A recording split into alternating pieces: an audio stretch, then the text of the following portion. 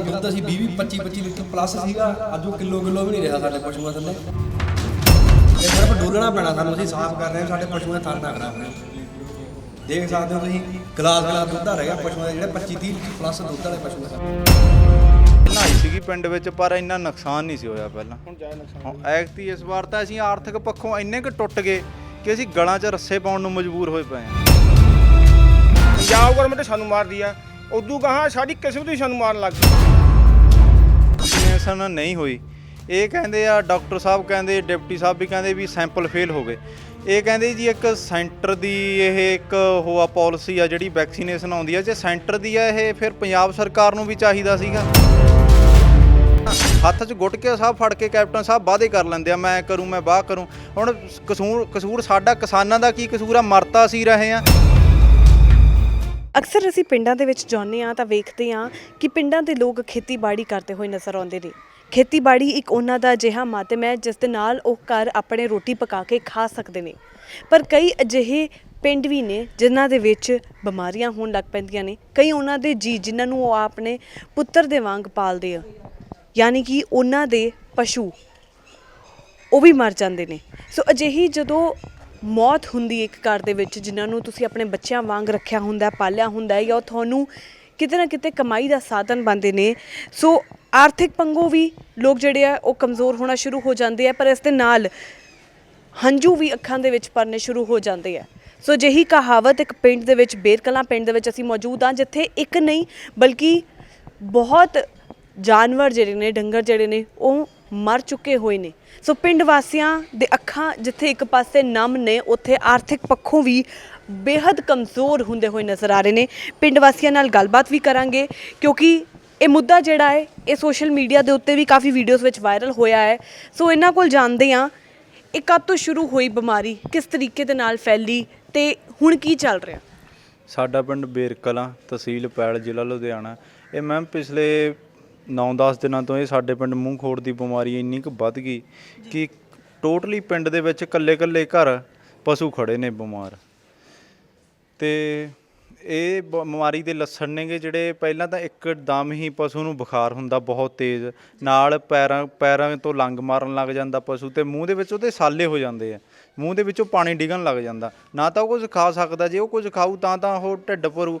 ਜਿਹੜੇ ਗੱਭਣ ਪਸ਼ੂ ਨੇਗੇ ਉਹਨਾਂ ਦੀ ਡੈਥ ਜ਼ਿਆਦਾ ਹੋ ਰਹੀ ਆ, ਕਿਉਂਕਿ ਜੀ ਉਹਨੂੰ ਕੁਝ ਖਾਂਦੇ ਨਹੀਂ, ਉਹਨਾਂ ਦਾ ਪੇਟ ਭਰਦਾ ਨਹੀਂ ਗਾ। ਜਿਹੜਾ ਬੱਚੇ ਨੇ ਤਾਂ ਪੂਰੀ ਖੁਰਾਕ ਲੈਣੀ ਆ ਪ੍ਰੋਪਰ, ਉਹਨਾਂ ਨੇ ਤਾਂ ਬਲੱਡ ਪੂਰਾ ਲੈਣਾ ਆਪਦਾ। ਉਹ ਬਲੱਡ ਘਟ ਜਾਂਦਾ ਜੀ ਪਸ਼ੂ ਦਾ, ਉਹਦੇ ਨਾਲ ਪਸ਼ੂ ਨੂੰ ਅਟੈਕ ਆ ਜਾਂਦਾ, ਪਸ਼ੂ ਦੀ ਡੈਥ ਹੋ ਜਾਂਦੀ ਆ। ਹੁਣ ਤੱਕ ਜੀ ਲਗਭਗ ਪਿੰਡ ਦੇ ਵਿੱਚ 150 ਪਲੱਸ ਪਸ਼ੂ ਮਰ ਚੁੱਕੇ ਆ। ਪਿੰਡ ਦਾ ਘੱਟੋ ਘੱਟ ਕਰੋੜ ਰੁਪਏ ਦਾ ਨੁਕਸਾਨ ਹੋ ਗਿਆ। ਤੁਸੀਂ ਜਿਹੜੀ ਬਿਮਾਰੀ ਦਾ ਨਾਂ ਦੱਸਿਆ ਕਿ ਪਹਿਲਾਂ ਵੀ ਫੈਲਦੀ ਹੋਈ ਆਈ ਹੈ?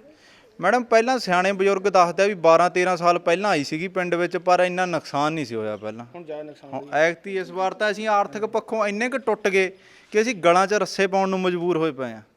ਹਾਂਜੀ, ਮੈਂ ਤਾਂ ਇਹ ਗੱਲ ਕਹਿਣਾ ਚਾਹੁੰਦਾ ਜੀ, ਦੇਖੋ ਸੈਂਟਰ ਗੌਰਮੈਂਟ ਸਾਨੂੰ ਮਾਰਦੀ ਆ, ਪੰਜਾਬ ਗੌਰਮੈਂਟ ਸਾਨੂੰ ਮਾਰਦੀ ਆ, ਉਦੋਂ ਗਾਹਾਂ ਸਾਡੀ ਕਿਸਮਤ ਹੀ ਸਾਨੂੰ ਮਾਰਨ ਲੱਗ ਗਈ। ਤੁਸੀਂ ਕਹਿ ਰਹੇ ਹੋ ਕਿ ਇਹ ਜਿਹੜੀ ਬਿਮਾਰੀ ਹੈ ਕਾਫੀ ਟਾਈਮ ਦੇ ਬਾਅਦ ਆਈ ਹੈ, ਕਿ ਇਸ ਦੀ ਕੋਈ ਵੈਕਸੀਨੇਸ਼ਨ ਜਿਹੜੀ ਹੈ ਉਹ ਡੋਜ਼ ਹੈ ਜਿਹੜੀ ਉਹ ਲਗਾਈ ਜਾਂਦੀ ਹੋਏਗੀ ਤਾਂ ਕਿ ਇਹ ਬਿਮਾਰੀ ਜਿਹੜੀ ਹੈ ਪਸ਼ੂਆਂ ਤੱਕ ਨਾ ਫੈਲ ਸਕੇ? ਮੈਮ ਅੱਗੇ ਲਗਾਈ ਜਾਂਦੀ ਸੀ, ਪਰ ਪਿਛਲੇ 2 ਸਾਲ ਤੋਂ ਇਹ ਵੈਕਸੀਨੇਸ਼ਨ ਨਹੀਂ ਹੋਈ। ਇਹ ਕਹਿੰਦੇ ਆ ਡਾਕਟਰ ਸਾਹਿਬ ਕਹਿੰਦੇ, ਡਿਪਟੀ ਸਾਹਿਬ ਵੀ ਕਹਿੰਦੇ ਵੀ ਸੈਂਪਲ ਫੇਲ ਹੋ ਗਏ। ਇਹ ਕਹਿੰਦੇ ਜੀ ਇੱਕ ਸੈਂਟਰ ਦੀ ਇਹ ਇੱਕ ਉਹ ਆ ਪਾਲਿਸੀ ਆ ਜਿਹੜੀ ਵੈਕਸੀਨੇਸ਼ਨ ਆਉਂਦੀ ਆ, ਜੇ ਸੈਂਟਰ ਦੀ ਆ ਇਹ ਫਿਰ ਪੰਜਾਬ ਸਰਕਾਰ ਨੂੰ ਵੀ ਚਾਹੀਦਾ ਸੀਗਾ। ਇਹ ਪਹਿਲਾਂ ਆਉਂਦੀ ਸੀ ਵੈਕਸੀਨੇਸ਼ਨ? ਪਹਿਲਾਂ ਆਉਂਦੀ ਸੀਗੀ ਜੀ, ਆ 2 ਸਾਲ ਤੋਂ ਨਹੀਂ ਆਈ। ਕਹਿੰਦੇ ਇਹਨਾਂ ਦੇ ਇਸ ਵੈਕਸੀਨੇਸ਼ਨ ਦੇ ਸੈਂਪਲ ਫੇਲ ਹੋ ਗਏ। ਇਹ ਪੰਜਾਬ ਸਰਕਾਰ ਦਾ ਵੀ ਫਰਜ਼ ਬਣਦਾ ਨਾ, ਹੱਥ 'ਚ ਗੁਟਕੇ ਸਾਹਿਬ ਫੜ ਕੇ ਕੈਪਟਨ ਸਾਹਿਬ ਵਾਅਦੇ ਕਰ ਲੈਂਦੇ ਆ, ਮੈਂ ਕਰੂੰ ਮੈਂ ਬਾਹ ਕਰੂੰ। ਹੁਣ ਕਸੂਰ ਸਾਡਾ ਕਿਸਾਨਾਂ ਦਾ ਕੀ ਕਸੂਰ ਆ, ਮਰਤਾ ਸੀ ਰਹੇ ਆ। ਅਸੀਂ ਆਰਥਿਕ ਪੱਖੋਂ ਜਮੀ ਟੁੱਟ ਚੁੱਕੇ ਹਾਂ। ਹੁਣ ਆਈ ਹੋਈ ਵੈਕਸੀਨ ਵਾਪਸ ਹੋਈ ਆ ਜੀ। ਇਹ ਮਤਲਬ ਯਾਨੀ ਕਿ ਵੈਕਸੀਨ ਆਈ ਸੀ ਪਰ ਉਸ ਨੂੰ ਵਾਪਸ ਕਰ ਹਾਂਜੀ, ਡਿਸਪੈਂਸਰੀਆਂ ਵਿੱਚ ਆਈ ਹੋਈ ਵੈਕਸੀਨ ਵਾਪਸ ਹੋਈ ਆ। ਪੰਜਾਬ ਗੌਰਮੈਂਟ ਨੇ ਪ੍ਰਬੰਧ ਹੀ ਨਹੀਂ ਕੀਤਾ ਕੋਈ। ਇਹ ਵਿੱਚ ਹੁਣ ਕਿਸਾਨਾਂ ਦਾ ਕੀ ਮਤਲਬ ਕਸੂਰ ਆ? ਲਗਵਾਉਣ ਦਾ ਪ੍ਰਬੰਧ ਨਹੀਂ ਸੀ ਨਾ, ਲਗਵਾਉਣ ਦਾ ਪ੍ਰਬੰਧ ਤਾਂ ਸੀਗਾ ਜੀ ਫੁੱਲ, ਡਾਕਟਰ ਸਾਹਿਬ ਦਾ ਕੋਈ ਕਸੂਰ ਨਹੀਂ।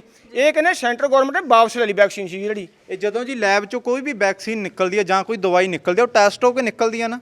ਜਦੋਂ ਪਿੰਡਾਂ ਦੇ ਵਿੱਚ ਆ ਗਈ, ਅੱਧੇ ਘਰਾਂ ਦੇ ਲੱਗ ਗਈ, ਫਿਰ ਉਹ ਦੁਬਾਰਾ ਉਹਨੂੰ ਵਾਪਸ ਮੰਗਾ ਰਹੇ ਆ ਵੀ ਇਹਦਾ ਸੈਂਪਲ ਲੈਣਾ, ਸੈਂਪਲ ਫੇਲ ਹੋ ਗਿਆ। ਯਾਨੀ ਕਿ ਇੱਕ ਰੀਜ਼ਨ ਜਿਹੜਾ ਉਹਨਾਂ ਨੇ ਦੱਸਿਆ ਉਹ ਇਹੀ ਦੱਸਿਆ ਕਿ ਵੈਕਸੀਨ ਫੇਲ ਹੋ ਗਈ ਹੈ, ਇਸ ਕਰਕੇ ਇਸ ਨੂੰ ਵਾਪਸ। ਜੇ ਫਿਰ ਇਹਦੇ ਸੈਂਪਲ ਫੇਲ ਹੋ ਗਏ, ਜਿਹੜੇ ਪ੍ਰਾਈਵੇਟ ਆਉਂਦੀਆਂ ਨੇ ਜੀ, ਉਹ ਤਾਂ ਸੈਂਪਲ ਕਿਵੇਂ ਪਾਸ ਹੋ ਗਿਆ? 2-250 ਦੀ ਬੈਰਲ ਮਿਲਦੀ ਆ ਹਾਊਸ ਇਹ ਤੋਂ ਮੈਡੀਕਲਾਂ ਤੋਂ। ਜੀ ਤੁਹਾਨੂੰ ਇੱਕ ਹੋਰ ਚੀਜ਼ ਪੁੱਛਣਾ ਚਾਹਾਂਗੇ ਕਿ ਕੀ ਆਲੇ ਦੁਆਲੇ ਡਿਸਪੈਂਸਰੀ ਹੈ? ਆਲੇ ਦੁਆਲੇ ਜੀ ਸਾਡੇ ਮਲੌਦ ਪਿੰਡ ਡਿਸਪੈਂਸਰੀ ਹੈ ਜੀ, ਆਲੇ ਦੁਆਲੇ ਤਾਂ ਸਾਡੇ ਕੋਈ ਡਾਕਟਰ ਹੀ ਨਹੀਂ ਹੈਗਾ। ਨਹੀਂ ਕੋਈ ਡਾਕਟਰ ਹੈ। ਸੋ ਹੁਣ ਤੱਕ ਕਿੰਨੇ ਕੁ ਜਾਨਵਰ ਜਿਹੜੇ ਆ ਉਹਨਾਂ ਦਾ ਨੁਕਸਾਨ ਹੋ ਚੁੱਕਾ? ਹੁਣ ਤੋਂ ਜੀ 150 ਪਲੱਸ ਜਾਨਵਰ ਮਰ ਗਏ।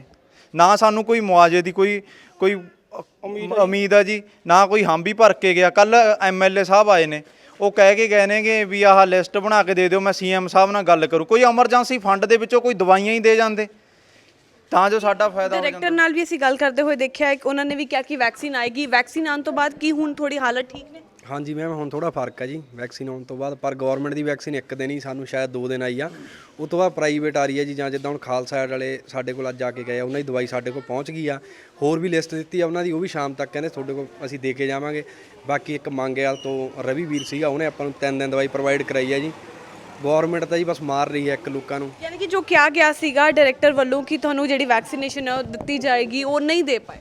ਨਹੀਂ ਮੈਮ ਆ ਰਹੀ ਆ ਉਹਨਾਂ ਦੀ ਵੀ, ਪਰ ਜਿੰਨੀ ਆ ਰਹੀ ਆ ਉਹ ਲਾ ਰਹੇ ਆ। ਬਾਕੀ ਖਾਲਸਾ ਏਡ ਵਾਲਿਆਂ ਦਾ ਅਸੀਂ ਧੰਨਵਾਦ ਕਰਦੇ ਹਾਂ। ਕੱਲ ਅਸੀਂ ਸਾਮੀ ਮਤਾ ਪਾ ਕੇ ਉਹਨਾਂ ਨੂੰ ਭੇਜਿਆ ਜੀ, ਅੱਜ ਕੱਲ ਹੀ ਸਾਮੀ ਮਤਾ ਪਾ ਕੇ ਭੇਜਿਆ ਉਹਨਾਂ ਨੇ। ਬਸ ਮੰਨ ਲਓ ਵੀ ਫੌਰਨ ਹੀ ਜਦੀ ਸਾਨੂੰ ਦਵਾਈ ਭੇਜਤੀ ਸਾਰੀ, ਜਿਹੜੀ ਦਵਾਈ ਸਾਡੇ ਕੋਲੇ ਹੋਰ ਘਟਦੀ ਸੀਗੀ ਅੱਜ ਅਸੀਂ ਉਹਨਾਂ ਨੂੰ ਮਤਾ ਪਾ ਕੇ ਦਿੱਤਾ ਤੇ ਉਹਨਾਂ ਨੂੰ ਦਵਾਈ ਲਿਖ ਕੇ ਦਿੱਤੀ। ਉਹ ਅੱਜ ਉਹਨਾਂ ਦੀ ਗੱਡੀ ਵੀ ਦੇਖ ਲਓ, ਇੱਕ ਆਹ ਖੜੀ ਆ, ਉਹ ਖੜੀ ਆ ਮਗਰ ਸਵਿਫਟ ਗੱਡੀ ਉਹਨਾਂ ਦੀ, ਖਾਲਸਾ ਏਡ ਵਾਲਿਆਂ ਦੀ।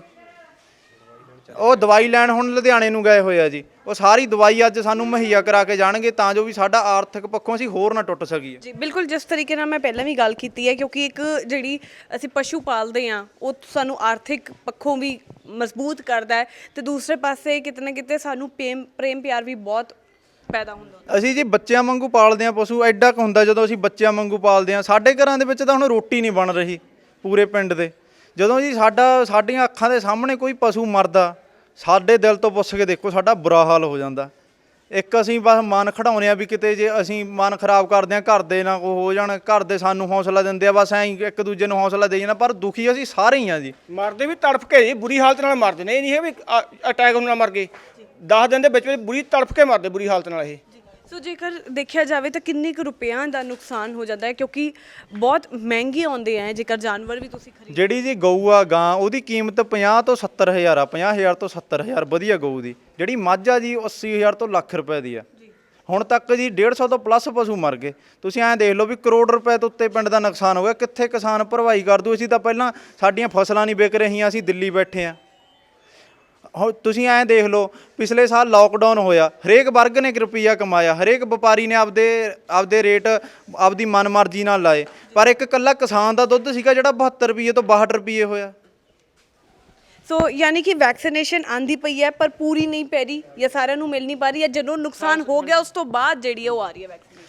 ਹਾਂਜੀ ਮੈਮ, ਪਹਿਲਾਂ ਤਾਂ ਆਇਆ ਨਹੀਂ ਸੀਗਾ, ਕੋਈ ਆ ਨਹੀਂ ਸੀ ਰਿਹਾ। ਤੁਸੀਂ ਮਿਲੇ ਹੋ, MLA ਆਏ ਹੈ, ਕੋਈ ਗੱਲਬਾਤ ਕੀਤੀ ਹੈ? MLA ਸਾਹਿਬ ਆਏ ਸੀਗੇ ਕੱਲ, ਡੈਰੀ 'ਚ ਆ ਕੇ ਗਏ ਨੇ। ਉਹ ਮਾੜਾ ਜਿਹਾ ਬਸ ਪਤਾ ਨਹੀਂ ਕੀ ਮਿੱਠੀ ਜਿਹੀ ਗੋਲੀ ਦੇ ਗਏ ਵੀ ਹਾਂ ਤੁਹਾਡੇ 4-5 ਪਿੰਡਾਂ ਨੂੰ ਡਿਸਪੈਂਸਰੀ ਬਣਾ ਕੇ ਦੇਵਾਂਗੇ, ਵੀ ਤੁਸੀਂ ਲਿਸਟ ਬਣਾ ਕੇ ਦੇ ਦਿਓ ਤੁਹਾਡਾ। ਮੈਂ CM ਸਾਹਿਬ ਨਾਲ ਗੱਲ ਕਰਾਂਗਾ ਕਿ ਮੁਆਵਜ਼ੇ ਦੀ ਕੋਈ ਗੱਲਬਾਤ ਨਹੀਂ? ਮੁਆਵਜ਼ੇ ਦੀ ਕੋਈ ਉਹ ਨਹੀਂ ਕਹਿੰਦੇ। CM ਸਾਹਿਬ ਨੂੰ ਉਹ ਕਰ ਦਾਂਗੇ ਕਿ ਇੱਥੇ ਤਾਂ ਜੀ ਬੰਦੇ ਮਰੇ ਦਾ ਮੁਆਵਜ਼ਾ ਨਹੀਂ ਮਿਲਦਾ, ਬੰਦੇ ਮਰੇ ਹੋਏ ਬੰਦੇ ਦਾ ਮੁਆਵਜ਼ਾ ਨਹੀਂ ਮਿਲਦਾ। ਸਾਨੂੰ ਡੰਗਰਾਂ ਦਾ ਕੀ ਮਿਲਣਾ? ਸੀ ਇਹਨਾਂ ਝੂਠੀਆਂ ਸਰਕਾਰਾਂ ਤੋਂ ਕੀ ਉਮੀਦਾਂ ਲਾ ਲਈਏ ਜੀ?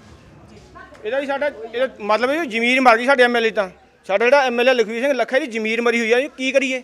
ਮਰਿਆ ਹੋਇਆ ਤਾਂ ਇੱਕ ਪਾਸੇ ਛੁਟਕਾਰਾ ਹੋ ਜਾਂਦਾ, ਇਹ ਜ਼ਮੀਰ ਮਰੀ ਹੋਈ ਆ। ਸੋ ਜਿਸ ਤਰੀਕੇ ਨਾਲ ਪਸ਼ੂਆਂ ਦੀ ਬਿਮਾਰੀ ਤੁਸੀਂ ਦੱਸੀ ਹੈ ਤਾਂ ਬਹੁਤ ਬਦਬੂ ਜਿਹੜੀ ਹੈ ਜਾਂ ਹੋਰ ਲੋਕਾਂ ਨੂੰ ਵੀ ਇਸ ਦੇ ਨਾਲ ਇਹ ਇਨਫੈਕਸ਼ਨ ਜਿਹੜੀ ਉਹ ਫੈਲ ਸਕਦੀ ਹੈ।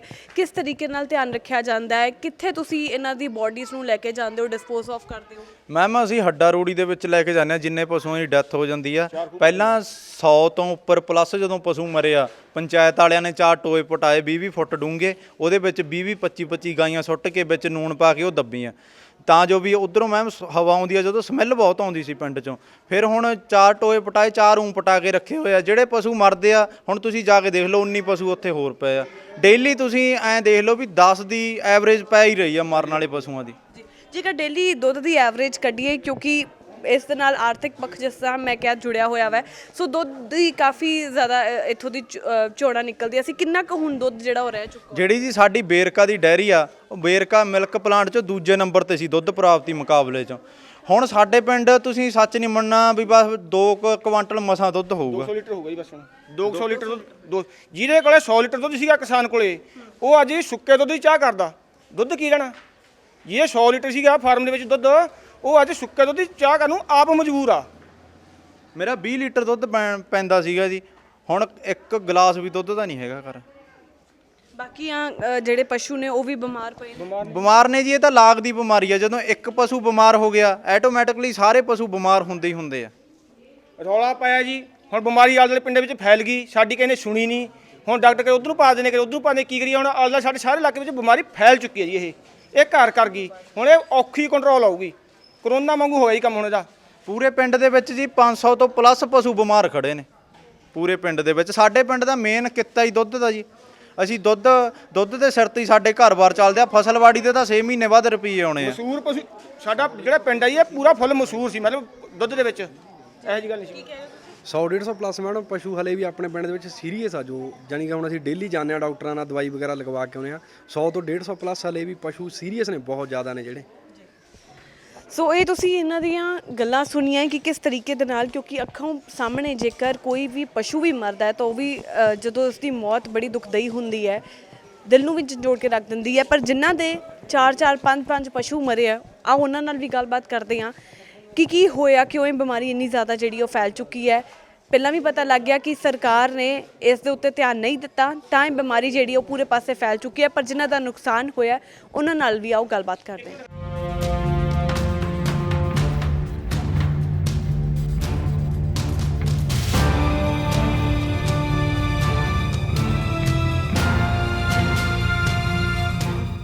ਡੇਅਰੀ ਫਾਰਮ ਦੇ ਵਿੱਚ ਵੀ ਮੌਜੂਦ ਆ, ਗੱਲਬਾਤ ਕਰਾਂਗੇ ਜਿਨ੍ਹਾਂ ਦਾ ਸਭ ਤੋਂ ਵੱਧ ਨੁਕਸਾਨ ਹੋਇਆ। ਸਭ ਤੋਂ ਪਹਿਲਾਂ ਤਸਵੀਰਾਂ ਮੈਂ ਤੁਹਾਨੂੰ ਦਿਖਾਉਂਦੀ ਹਾਂ। ਮੇਰੇ ਖੱਬੇ ਪਾਸੇ ਤੁਸੀਂ ਵੇਖ ਸਕਦੇ ਹੋ ਕਿ ਕਿਸ ਤਰੀਕੇ ਦੇ ਨਾਲ ਪਸ਼ੂ ਜਿਹੜੇ ਆ ਉਹ ਬਿਲਕੁਲ ਪਏ ਹੋਏ ਨੇ।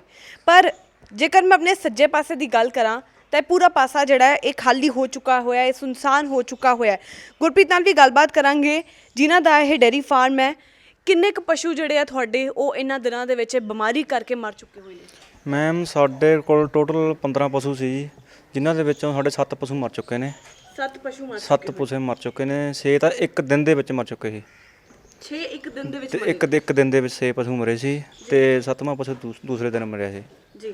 ਸੋ ਇਨ ਟੋਟਲ ਤੁਹਾਡੇ ਕਿੰਨੇ ਕੁ ਪਸ਼ੂ ਜਿਹੜੇ ਇੱਥੋਂ ਦੀ ਸਿਰਫ 7 ਪਸ਼ੂ ਮਰ ਚੁੱਕੇ? ਹਾਂਜੀ, ਮੇਰੇ ਫਾਰਮ 7 ਪਸ਼ੂ ਨੇ। ਸਾਡੇ ਚਾਚੇ ਤਾਇਆਂ ਦੇ ਘਰਾਂ ਦੇ ਸਾਡੇ 4 ਘਰ ਨੇ ਤੇ ਸਾਡੇ ਟੋਟਲ ਸਾਡੇ ਘਰਾਂ ਦੇ ਵਿੱਚ 15 ਪਸ਼ੂ ਮਰ ਚੁੱਕੇ ਨੇ। 15 ਪਸ਼ੂ ਤੁਹਾਡੇ ਆਪਦੇ ਮਰ ਚੁੱਕੇ ਨੇ ਸਾਡੇ। ਸੋ ਇਹ ਉਹੀ ਬਿਮਾਰੀ ਕਰਕੇ ਹੀ ਮਰੇ ਨੇ? ਹਾਂਜੀ ਮੈਮ, ਇਹ ਸਭ ਬਿਮਾਰੀ ਕਰਕੇ ਹੀ ਮਰੇ ਨੇ ਜੀ। ਪਹਿਲਾਂ ਸਹੀ ਸਲਾਮਤ ਸੀ, ਤੰਦਰੁਸਤ ਸੀ ਇਹ ਜੀ। ਤੇ ਬਾਕੀ ਤੁਹਾਨੂੰ ਪਤਾ ਹੀ ਦੇਖ ਲਓ ਤੁਸੀਂ, ਹਜੇ ਵੀ ਪੋਜੀਸ਼ਨ ਇਹਨਾਂ ਦੀ ਮੈਨੂੰ ਗੰਭੀਰ ਹੀ ਲੱਗਦੀ ਹੈ ਪਸ਼ੂਆਂ ਦੀ।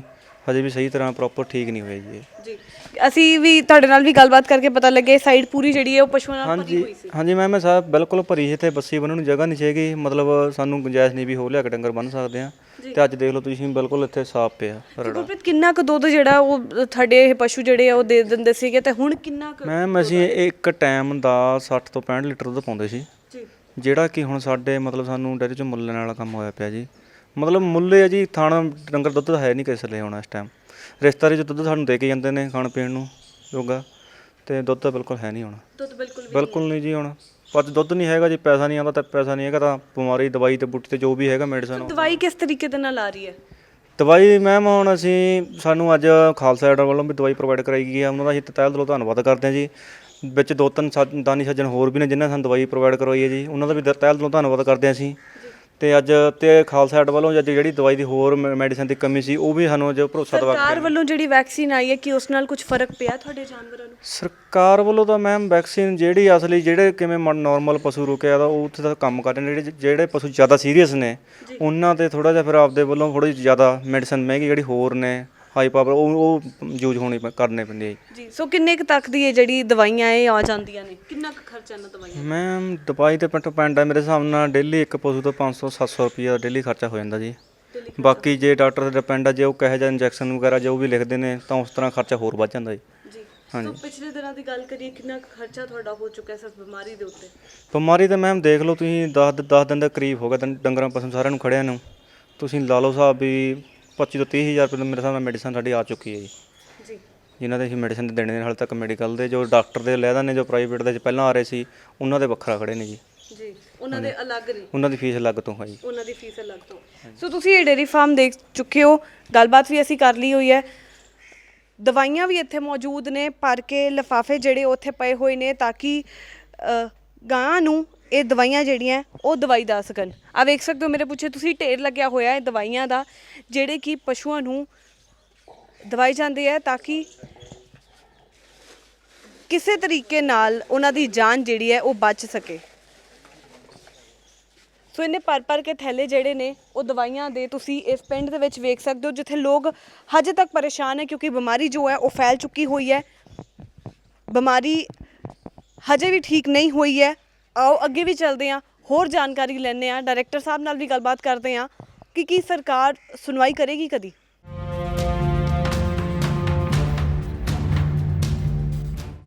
ਮੈਮ ਜਿਹੜੀ ਬਿਮਾਰੀ ਬੇਰ ਕਲਾਂ ਦੇ ਵਿੱਚ ਜੋ ਰਿਪੋਰਟਡ ਹੋਈ ਹੈਗੀ ਹੈ that is FMD disease, foot and mouth disease.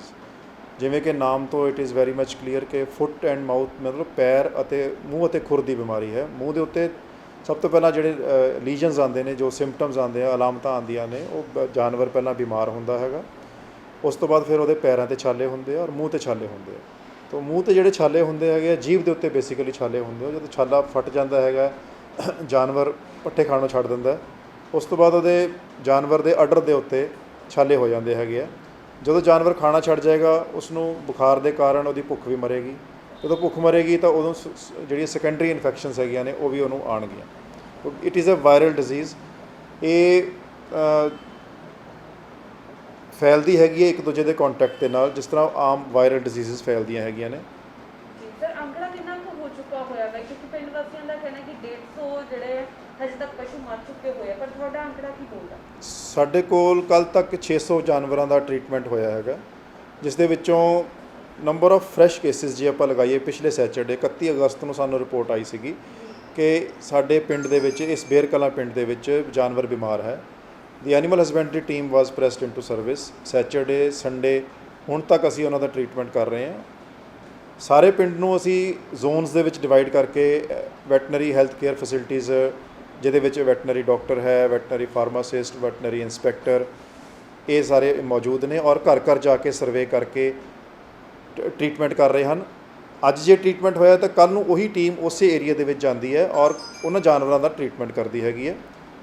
ਤੋ ਇਨੀਸ਼ੀਅਲੀ ਥੋੜ੍ਹਾ ਜਿਹਾ ਇਨਫੈਕਸ਼ਨ ਦਾ ਪੀਕ ਆਉਂਦਾ, but day in and day out ਹਰ ਰੋਜ਼ ਦੇ ਨਾਲ ਅਫੈਕਟਡ ਐਨੀਮਲਸ ਜਿਹੜੇ ਨੇ ਉਹ ਘਟ ਰਹੇ ਹੈਗੇ ਆ। ਕੱਲ੍ਹ 50 ਕੇਸ ਨਵੇਂ ਆਏ ਸੀਗੇ ਔਰ 100 ਤੋਂ 150 ਕੇਸ ਜਿਹੜਾ ਹੈ ਠੀਕ ਹੋ ਚੁੱਕਾ ਹੈ। ਬਾਕੀ ਜਿਹੜਾ ਕੇਸ ਹੈ ਉਹ ਰਿਕਵਰੀ ਫੇਜ਼ ਦੇ ਵਿੱਚ ਹੈਗਾ। ਸਰ ਕਿਸ ਤਰੀਕੇ ਦੇ ਨਾਲ ਇਹ ਬਿਮਾਰੀ ਫੈਲਦੀ ਹੈ? ਕਿ ਵੈਕਸੀਨ ਦਾ ਇਸ ਨਾਲ ਕੋਈ ਸੰਬੰਧ ਹੈ ਕਿ ਜੇਕਰ ਵੈਕਸੀਨ ਆ ਜਾਂਦੀ ਤਾਂ ਇਹ ਬਿਮਾਰੀ ਜਿਹੜੀ ਉਹ ਪਿੰਡ ਵਿੱਚ ਨਾ ਫੈਲਦੀ? Vaccination department of animal husbandry ਵੱਲੋਂ ਸਾਲ ਵਿੱਚ 2 ਵਾਰੀ ਕੀਤੀ ਜਾਂਦੀ ਹੈ ਔਰ ਇਹ ਜਿਹੜੀ ਬਿਮਾਰੀ ਆਈ ਹੈ, ਕਿਉਂਕਿ ਇਹ ਛੂਤ ਦੀ ਬਿਮਾਰੀ ਕਹਿ ਲਵੋ ਤੁਸੀਂ, ਕੰਟੈਕਟ ਦੇ ਨਾਲ ਫੈਲਦੀ ਹੈ। ਕੋਈ ਹੈਲਦੀ ਐਨੀਮਲ ਖੜਾ ਹੈ, ਉਸ ਦੇ ਨਾਲ ਕੋਈ ਇਨਫੈਕਟਡ ਐਨੀਮਲ ਖੜਾ ਹੈ ਤਾਂ ਉਸ ਤੋਂ ਇਹ ਬਿਮਾਰੀ ਫੈਲ ਜਾਏਗੀ। ਜਾਂ ਕੋਈ ਵੀ ਪਸ਼ੂ ਪਾਲਕ ਕਿਸੇ ਹੋਰ ਘਰ ਦੇ ਵਿੱਚ ਗਿਆ ਹੈ ਜਿੱਥੇ ਇਹ ਬਿਮਾਰੀ ਹੈਗੀ ਹੈ ਤਾਂ ਉੱਥੋਂ ਉਹ ਆਪਣੇ ਪੈਰਾਂ ਦੇ ਨਾਲ ਉਹ ਜਰਾਸੀਮ ਲੈ ਆਏਗਾ ਅਤੇ ਆਪਣੇ ਬਾੜੇ ਦੇ ਵਿੱਚ ਉਹਦੇ ਜਾਨਵਰ ਬਿਮਾਰ ਹੋ ਜਾਣਗੇ। ਤੀਸਰਾ ਕਾਰਨ ਇਹ ਹੋ ਸਕਦਾ ਹੈ ਕਿ ਕੋਈ ਪਸ਼ੂ ਪਾਲਕ ਆਪਣੇ ਪਿੰਡ ਦੇ ਵਿੱਚ ਮੰਡੀ ਦੇ ਵਿੱਚੋਂ ਜਾਂ ਨਾਲ ਦੇ ਪਿੰਡ ਦੇ ਵਿੱਚੋਂ ਜਾਨਵਰ ਖਰੀਦ ਕੇ ਲੈ ਕੇ ਆਇਆ। ਇਹਦੇ ਵਿੱਚ 2 ਇੰਸੀਡੈਂਟਸ ਹੈ। ਹੋ ਸਕਦਾ ਉਹ ਜਾਨਵਰ ਉਹ ਉੱਥੋਂ ਹੈਲਦੀ ਜਾਨਵਰ ਖਰੀਦ ਕੇ ਲਿਆਇਆ ਹੋਵੇ ਅਤੇ ਉਸ ਪਿੰਡ ਦੇ ਵਿੱਚ ਜਾਂ ਉਸ ਪਿੰਡ ਵਿੱਚ ਅਤੇ ਉਸ ਘਰ ਵਿੱਚ ਕੋਈ ਜਾਨਵਰ ਬਿਮਾਰ ਹੋਏਗਾ ਤਾਂ ਉਸ ਤੋਂ ਇਹ ਇਨਫੈਕਸ਼ਨ ਇਸ ਹੈਲਦੀ ਜਾਨਵਰ ਨੂੰ ਮਿਲੇਗੀ ਅਤੇ ਇਹ ਇਨਕਿਊਬੇਸ਼ਨ ਪੀਰੀਅਡ ਦੇ ਵਿੱਚ ਹੋ ਸਕਦਾ ਆਪਣੇ ਘਰ ਲੈ ਆਇਆ ਹੋਵੇ ਅਤੇ ਕਵੇ ਜੀ ਮੈਂ ਤਾਂ ਜਾਨਵਰ ਠੀਕ ਲੈ ਕੇ ਆਇਆ ਸੀਗਾ। ਸੈਕੰਡ ਇੰਸੀਡੈਂਸ ਇਹ ਹੋ ਸਕਦਾ ਹੈ ਕਿ ਉੱਥੇ ਜਾਨਵਰ ਨੂੰ ਉਹਨਾਂ ਨੂੰ ਕਹਿ ਦਿੱਤਾ ਹੋਣਾ ਵੀ ਜਾਨਵਰ ਠੀਕ ਹੈਗਾ, ਕੋਈ ਗੱਲ ਨਹੀਂ, ਲੈ ਜਾਓ, ਅਤੇ ਇਨਫੈਕਸ਼ਨ ਉਹਨੂੰ ਪਹਿਲਾਂ ਹੀ ਹੋਈ ਹੋਵੇ। ਉਹ ਅਗਰ ਤਾਂ ਉਹ ਇਹਨਾਂ ਦੋਨਾਂ ਕੇਸਿਸ ਦੇ ਵਿੱਚ ਇਨਫੈਕਸ਼ਨ ਉਹ ਆਪਣੇ ਹਾਰਟ ਦੇ ਵਿੱਚ ਲੈ ਆਇਆ ਤਾਂ ਇਹ 2 ਕੇਸ ਹੋ ਗਏ, ਜਿਹਦੇ 2 ਇੰਸੀਡੈਂਟਸ ਦੇ ਨਾਲ ਜਾਂ 2 ਮੈਥਡਸ ਦੇ ਨਾਲ ਇਹ ਟਰਾਂਸਫਰ ਹੋ ਗਈ ਇਨਫੈਕਸ਼ਨ। ਜਦੋਂ ਇੱਕ ਪਿੰਡ ਦੇ ਵਿੱਚ ਬਿਮਾਰੀ ਆ ਗਈ ਹੈ ਤਾਂ ਹਰ ਘਰ ਦੇ ਵਿੱਚ ਜਾਂ ਇੱਕ ਦੂਜੇ ਦੇ ਨਾਲ ਦੇ ਘਰਾਂ ਦੇ ਵਿੱਚ ਬਿਮਾਰੀ ਫੈਲੇਗੀ। ਤਾਂ ਫੈਲਣ ਦੇ ਨਾਲ 1 ਘਰ 2 ਘਰ ਫਿਰ ਸਾਰਾ ਏਰੀਆ ਇਨਫੈਕਟਡ ਹੋ ਜਾਂਦਾ ਹੈ। ਪਰ ਇਸ ਸਾਲ ਜਿਹੜੀ ਉਹ ਵੈਕਸੀਨ ਵੀ ਨਹੀਂ ਲਗਾਈ ਗਈ, ਉਸ ਬਾਰੇ ਕੀ ਕਹਿਣਾ ਚਾਹੁੰਦੇ? ਇਸ ਸਾਲ ਵੈਕਸੀਨ ਨਹੀਂ ਹੈ। ਇਹ ਅਸੀਂ ਪਿਛਲੇ ਸਾਲ ਨਵੰਬਰ ਦੇ ਵਿੱਚ ਵੈਕਸੀਨ ਦਾ ਮੁਹਿੰਮ ਸ਼ੁਰੂ ਕੀਤੀ ਸੀਗੀ 15 ਅਕਤੂਬਰ ਤੋਂ, ਔਰ vaccine national animal disease control programme ਹੈ, ਸੈਂਟਰ ਦਾ ਪ੍ਰੋਜੈਕਟ ਹੈਗਾ, ਜਿਸ ਦੇ ਵਿੱਚ ਹਰ ਇੱਕ ਐਨੀਮਲ ਨੂੰ ਟੈਗ ਪਾਇਆ ਜਾਂਦਾ। ਟੈਗ ਪਾਉਣ ਉਪਰੰਤ ਉਸ ਜਾਨਵਰ ਦਾ ਬਾਇਓਡਾਟਾ ਕੰਪਿਊਟਰ 'ਤੇ ਚੜ੍ਹਾਇਆ ਜਾਂਦਾ ਹੈਗਾ, ਜਿਹਦੇ ਵਿੱਚ ਫਾਰਮਰ ਦਾ ਨਾਮ, ਫਾਰਮਰ ਦਾ ਮੋਬਾਈਲ ਨੰਬਰ, ਫਾਰਮਰ ਦਾ ਆਧਾਰ ਕਾਰਡ ਇਹ ਫੀਡ ਕੀਤਾ ਜਾਂਦਾ। ਇਹ 1 ਟਾਈਮ ਐਕਸਰਸਾਈਜ਼ ਹੈ। ਤਾਂ ਰੂਟੀਨ ਦੀ ਜਦੋਂ ਆਪਾਂ ਵੈਕਸੀਨੇਸ਼ਨ ਕਰ ਰਹੇ ਸੀ ਤਾਂ ਸੈਂਪਲ ਫੇਲ ਹੋ ਗਿਆ ਕਿਉਂਕਿ ਇਹ ਵੈਕਸੀਨ ਜਿਹੜੀ ਹੈ ਕੁਛ ਇੱਕ ਚੁਣਿੰਦਾ ਕੰਪਨੀਆਂ ਹੀ ਬਣਾਉਂਦੀਆਂ ਨੇ, ਤਾਂ ਉਹ ਸਾਰੇ ਦਾ ਸਾਰਾ ਬੈਚ ਸਾਨੂੰ ਗਵਰਨਮੈਂਟ ਨੂੰ ਵਿਡਰਾ ਕਰਨਾ ਪਿਆ। ਸਟੇਟ ਗਵਰਨਮੈਂਟ ਦੀ ਵੀ ਕੋਈ ਰਿਸਪੌਂਸਿਬਿਲਟੀ ਬਣਦੀ ਉਸ ਤੋਂ ਬਾਅਦ ਪ੍ਰੋਵਾਈਡ ਕਰਾਉਣ ਦੀ ਵੈਕਸੀਨੇਸ਼ਨ? ਵੈਕਸੀਨ ਸੈਂਟਰ ਲੈਵਲ ਦੇ ਉੱਤੇ ਹੈ ਮੈਮ। ਸੈਂਟਰ ਲੈਵਲ ਦੇ ਉੱਤੇ ਜਦੋਂ ਸੈਂਟਰ ਲੈਵਲ ਤੇ ਸੈਂਪਲ ਫੇਲ ਹੋ ਗਿਆ, ਜਦੋਂ ਫਿਰ ਨੈਕਸਟ ਬੈਚ ਵਿੱਚ ਆਏਗੀ ਉਦੋਂ ਹੀ ਡਿਪਾਰਟਮੈਂਟ ਲਗਾ ਪਾਏਗਾ। ਤਾਂ ਹੁਣ ਇਸ ਟਾਈਮ ਕੰਟਰੋਲ ਕਰਨ ਦਾ ਕੀ ਸਭ ਤੋਂ ਵਧੀਆ ਤਰੀਕਾ ਹੈ ਇਸ ਬਿਮਾਰੀ ਨੂੰ? ਕੰਟਰੋਲ ਕਰਨ ਦੇ ਲਈ ਸਭ ਤੋਂ ਪਹਿਲਾਂ ਤਾਂ ਇਹੀ ਹੈ ਕਿ ਇਨਫੈਕਟਿਡ ਔਰ ਹੈਲਦੀ ਐਨੀਮਲਸ ਨੂੰ ਆਈਸੋਲੇਟ ਕਰਕੇ ਰੱਖਿਆ ਜਾਵੇ, ਕਿਉਂਕਿ ਇਹ ਲਾਗ ਦੀ ਬਿਮਾਰੀ ਹੈ, ਹਵਾ ਦੇ ਨਾਲ ਇਹਦੇ ਜਰਾਸੀਮ ਟਰੈਵਲ ਕਰ ਜਾਂਦੇ ਆ। ਸੈਕੰਡਲੀ, ਮੈਂ ਪਸ਼ੂ ਪਾਲਕਾਂ ਨੂੰ ਐਡਵਾਈਜ਼ ਕਰਾਂਗਾ ਕਿ ਆਪਣੀ ਘਰ ਦੀ ਦਹਲੀਜ਼ ਦੇ ਉੱਤੇ, ਸਿਰਫ ਦਹਲੀਜ਼ ਵਰਡ ਯੂਜ਼ ਕਰ ਰਹੇ ਹਾਂ, ਮੇਨ ਗੇਟ ਦੇ ਉੱਤੇ ਇੱਕ ਚੂਨਾ ਪਾ ਕੇ ਰੱਖੋ। ਉਸ ਚੂਨੇ ਦੇ ਉੱਪਰ ਦੀ ਪੈਰਾਂ ਦੇ ਨਾਲ ਜਾਓ, ਪੈਰ ਲਗਾ ਕੇ ਫਿਰ ਜਾਓ, ਕਿਉਂਕਿ ਇਹ ਚੂਨਾ ਡਿਸਇਨਫੈਕਟੈਂਟ ਦਾ ਕੰਮ ਕਰਦਾ। ਕਈ ਪਸ਼ੂ ਪਾਲਕ, ਇਹ ਮੈਂ ਇਸ ਕਰਕੇ ਦਹਲੀਜ਼ ਵਰਡ ਯੂਜ਼ ਕਰ ਰਿਹਾ, ਪਸ਼ੂ ਪਾਲਕ ਆਪਣੀ ਦਹਲੀਜ਼ 'ਤੇ ਕਲੀ ਪਾਉਣ ਦੇ ਨਾਲ ਪਸ਼ੂਆਂ ਦੇ ਵਾੜੇ ਦੇ ਵਿੱਚ ਵੀ, ਪਸ਼ੂਆਂ ਦੇ ਥੱਲੇ ਵੀ ਕਲੀ ਵਿਛਾ ਦਿੰਦੇ ਹਨ। ਬਟ ਉਹਦਾ ਅਲਟੀਮੇਟਲੀ ਨੁਕਸਾਨ ਇਹ ਹੈ, ਕਲੀ ਇੱਕ ਸਟਰੋਂਗ ਕੈਮੀਕਲ ਹੈ, ਪੈਰ ਖਰਾਬ ਕਰ ਦੇਗਾ, ਖੁਰ ਖਰਾਬ ਕਰ ਦੇਗਾ, ਜਦੋਂ ਜਾਨਵਰ ਬੈਠੇਗਾ ਉਹਦੀ ਚਮੜੀ ਖਰਾਬ ਕਰ ਦੇਗਾ। ਇਸ ਲਈ ਇਹ ਪਸ਼ੂ ਪਾਲਕ ਇਸ ਗੱਲ ਨੂੰ ਸਿਰਫ ਆਪਣੀ ਕਲੀ ਨੂੰ ਦਹਲੀਜ਼ 'ਤੇ ਪਾਉਣ। ਦੂਸਰੀ ਗੱਲ, ਲਾਲ ਦਵਾਈ ਦੇ ਨਾਲ ਸਿਰਫ ਪਸ਼ੂ ਦਾ ਮੂੰਹ ਧੋਣਾ ਹੈ, ਪੈਰ ਧੋਣੇ ਹੈ। ਬਟ ਕਈ ਪਸ਼ੂ ਪਾਲਕ ਕੀ ਕਰਦੇ ਆ, ਲਾਲ ਦਵਾਈ ਸੋਚਦੇ ਕਿ ਅਸੀਂ ਚਲੋ ਵੀ ਜ਼ਿਆਦਾ ਪਾ ਦਾਂਗੇ ਤਾਂ ਛੇਤੀ ਠੀਕ ਹੋ ਜਾਏਗਾ, ਬਟ ਲਾਲ ਦਵਾਈ ਵੀ ਨੁਕਸਾਨਦੇਹ ਕਰਦੀ ਹੈ। ਪਸ਼ੂ ਪਾਲਕਾਂ ਨੂੰ ਇਹ ਐਡਵਾਈਜ਼ ਹੈ, ਹਦਾਇਤ ਨਸੀਹਤ ਦਿੱਤੀ ਜਾਂਦੀ ਹੈ ਕਿ ਆਪਣੇ ਬਿਮਾਰ ਜਾਨਵਰ ਦੇ ਵਿੱਚ ਜਦੋਂ ਵੀ ਉਹਨਾਂ ਨੇ ਟਰੀਟਮੈਂਟ ਕਰਵਾਉਣਾ ਹੈ, ਪਹਿਲਾਂ ਤਾਂ ਹਮੇਸ਼ਾ ਲੱਛਣ ਦੇਖਣ ਵੀ ਇਹਦੇ ਇਹਤਿਆਤ ਵਰਤਨ, ਸਤਰਕ ਰਹਿਣ ਕਿ ਵੀ ਜਾਨਵਰ ਉਹਨਾਂ ਦਾ ਜੇ ਪੱਠੇ ਛੱਡਦਾ ਉਹਦੀ ਇਮੀਡੀਏਟਲੀ ਰਿਪੋਰਟ ਕੁਆਲੀਫਾਈਡ ਵੈਟਨੇਰੀਅਨ ਨੂੰ ਕਰਨ। ਸਾਡੇ ਬੇਰ ਕਲਾਂ ਪਿੰਡ ਦੇ ਵਿੱਚ ਮਿਲਕ ਸੁਸਾਇਟੀ ਦੇ ਵਿੱਚ, ਦੁੱਧ ਵਾਲੀ ਸੁਸਾਇਟੀ ਸਹਿਕਾਰੀ ਸਭਾ, ਉੱਥੇ ਟੀਮ ਬੈਠੀ ਹੈ। ਡਾਕਟਰਸ ਪਿੰਡ ਦੇ ਵਿੱਚ ਫਿਰ ਰਹੇ ਹਨ, ਘਰ ਘਰ ਜਾ ਕੇ ਉਹਨਾਂ ਨੂੰ ਦੱਸਣ, ਇਤਲਾਹ ਦੇਣ, ਔਰ ਕੁਆਲੀਫਾਈਡ ਵੈਟਨੇਰੀਅਨ ਡਿਪਾਰਟਮੈਂਟ ਦੇ ਜਿਹੜੇ ਡਾਕਟਰ ਹੈਗੇ ਆ ਉਹਨਾਂ ਦੇ ਕੋਲੋਂ ਇਲਾਜ ਕਰਵਾਉਣ। ਕੀ ਹੋਰ ਕੋਈ ਪਿੰਡ ਹੈ ਜੋ ਇਸ ਬਿਮਾਰੀ ਦੇ ਨਾਲ, ਜਿਨ੍ਹਾਂ ਦੇ ਪਸ਼ੂ ਜਿਹੜੇ ਹੈ ਉਹ ਇਸ ਬਿਮਾਰੀ ਨਾਲ ਜੂਝ ਰਹੇ?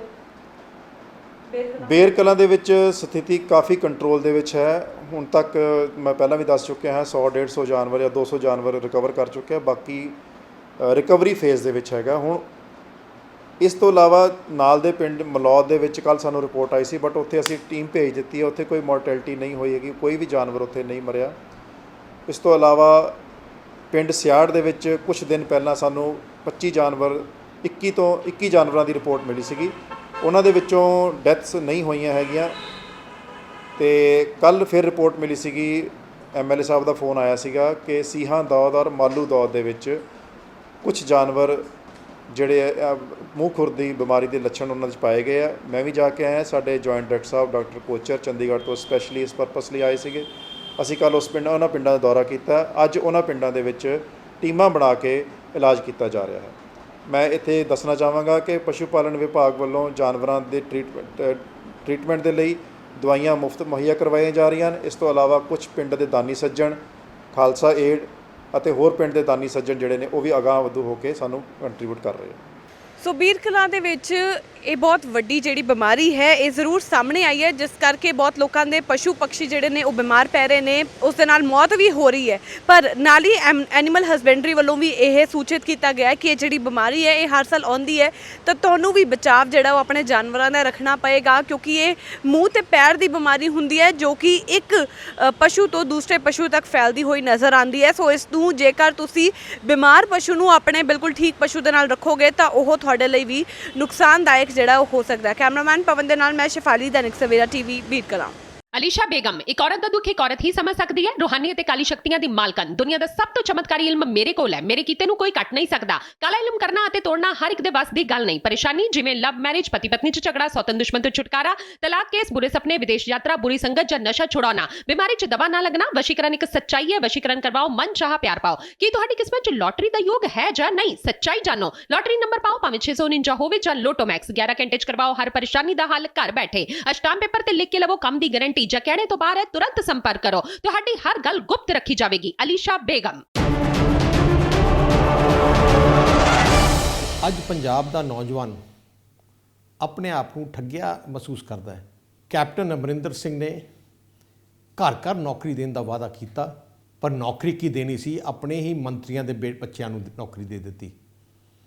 10 ਸਾਲ ਸ਼੍ਰੋਮਣੀ ਅਕਾਲੀ ਦਲ ਦਾ ਰਾਜ ਸੀ, ਤਕਰੀਬਨ ਅਸੀਂ ਉਦੋਂ 2,37,000 ਸਰਕਾਰੀ ਨੌਕਰੀਆਂ ਦਿੱਤੀਆਂ ਸੀ ਤੇ ਕਈ ਲੱਖ ਅਸੀਂ ਪ੍ਰਾਈਵੇਟ ਸੈਕਟਰ 'ਚ ਅਸੀਂ ਇਨਵੈਸਟਮੈਂਟ ਲੈ ਕੇ ਆਏ ਸੀ, ਜਿਹਦੇ ਨਾਲ ਨੌਕਰੀਆਂ ਬਣੀਆਂ। ਮੈਂ ਵਾਅਦਾ ਕਰਦਾ ਸਾਰੇ ਨੌਜਵਾਨਾਂ ਨੂੰ ਕਿ ਅਗਲੇ 5 ਸਾਲ ਘੱਟ ਤੋਂ ਘੱਟ ਅਸੀਂ 1 ਲੱਖ ਸਰਕਾਰੀ ਨੌਕਰੀ ਜ਼ਰੂਰ ਦੇਵਾਂਗੇ। ਇਨਵੈਸਟਮੈਂਟ ਪੰਜਾਬ 'ਚ ਲਿਆਉਣੀ ਮੇਰੀ ਪ੍ਰਾਇਰਟੀ ਹੋਊਗੀ। ਇੱਥੇ ਇਨਵੈਸਟਮੈਂਟ ਵੀ ਲੈ ਕੇ ਆਵਾਂਗੇ, ਇਨਫਰਾਸਟ੍ਰਕਚਰ ਵੀ ਬਣਾਵਾਂਗੇ, ਇੱਥੇ ਹਾਲਾਤ ਹੈ ਜੀ ਬਣਾ ਦਾਂਗੇ ਕਿ ਲੋਕ ਇੱਥੇ ਆ ਕੇ ਵਪਾਰ ਵੀ ਕਰਨ, ਜਿਹਦੇ ਨਾਲ ਘੱਟ ਤੋਂ ਘੱਟ 10 ਲੱਖ ਨੌਜਵਾਨ ਪ੍ਰਾਈਵੇਟ ਸੈਕਟਰ 'ਚ ਨੌਕਰੀ ਲੈ ਸਕਣ। ਆਹ ਵਾਅਦਾ ਮੇਰਾ ਤੇ ਸਾਡੀ ਪਾਰਟੀ ਸ਼੍ਰੋਮਣੀ ਅਕਾਲੀ ਦਲ ਤੇ ਬਹੁਜਨ ਸਮਾਜ ਪਾਰਟੀ ਦਾ ਸਾਰੇ ਨੌਜਵਾਨਾਂ ਨਾਲ ਹੈ।